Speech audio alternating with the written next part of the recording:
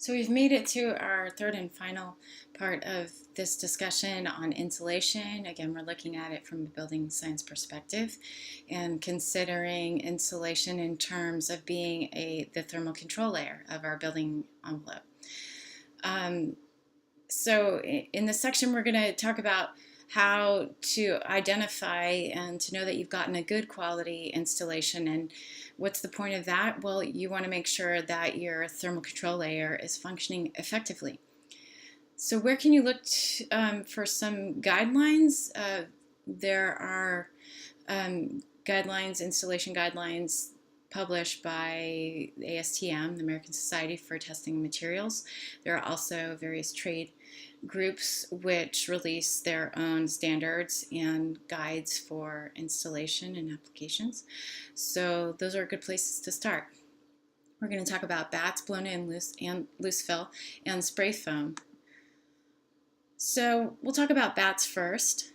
It's hard to get a good quality bat installation. The reason is the reality of buildings is that there are lots of things going on in stud cavities in particular, and also in the floors of attics. You've got recessed lights, you've got air vents in walls, you've got plumbing and electrical penetrations of various sorts, and it's hard to work around them. There are grades of installations for bats. So grade 1 is the best, the mark of a high quality bat installation. And it's very hard to achieve this in the field. And the reason is that the parameters for a grade 1 installation are quite tight. You're only allowed 2% of the area to be compressed and 2% of the area to contain voids or gaps. The reason that these parameters are so tight is that small compromises with compression or with gaps can have large impacts on the effective performance of your insulation. So what does compression look like? Compression looks like a bat squeezed behind a plumbing line, or a bat squeezed into a skinny stud cavity.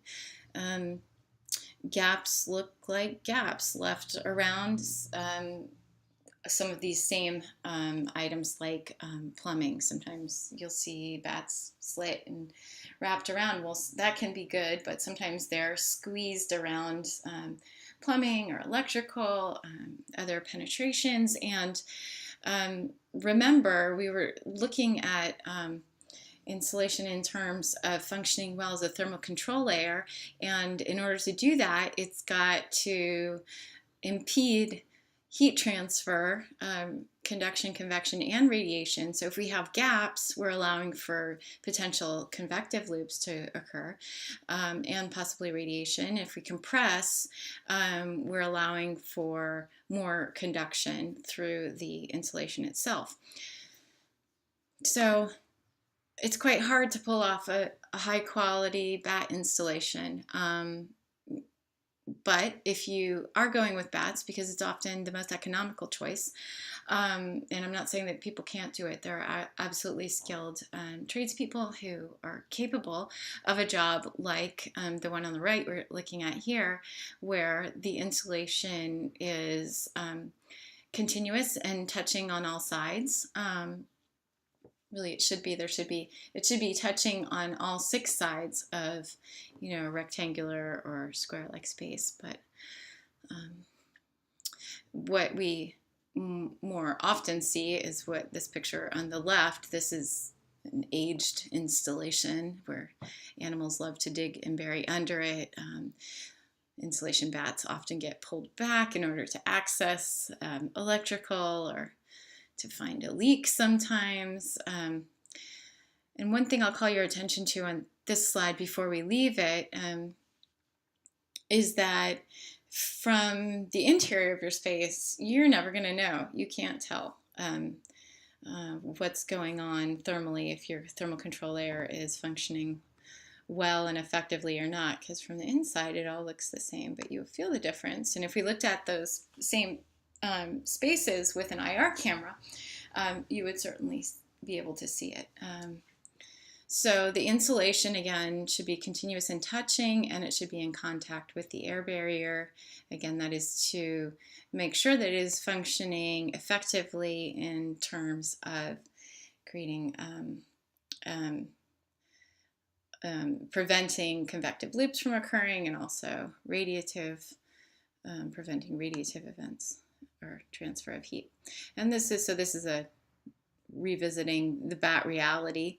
It's very common to see bats peeling off attic knee walls, for example, for them not to be touching, to not be secured well within stud cavities. So the second that we've pulled away from those spaces, again, we're allowing for those various methods of heat transfer to occur. And that means that it's not functioning well. This is a little bit of an aside. This is showing how failure in one control layer, in this case your bulk water control layer, can affect the effectiveness of another control layer. So this is a picture from one of the homes we went out to look at, where we've got a stud cavity that has insulation which is wet. There was a leak here. Wet insulation is not good insulation because water conducts well. It has a high U factor and a low R value. So just thought I would bring that up. So a summary of good bat installation is that, again, it's continuous in touching, and that you have less than 2% gaps and less than 2% voids. If that's the case, you've got a good quality grade 1 installation. If not, then you should insist on that if it's a new installation. Coming up next, we're going to talk about qualities of good loose fill or blown in insulation.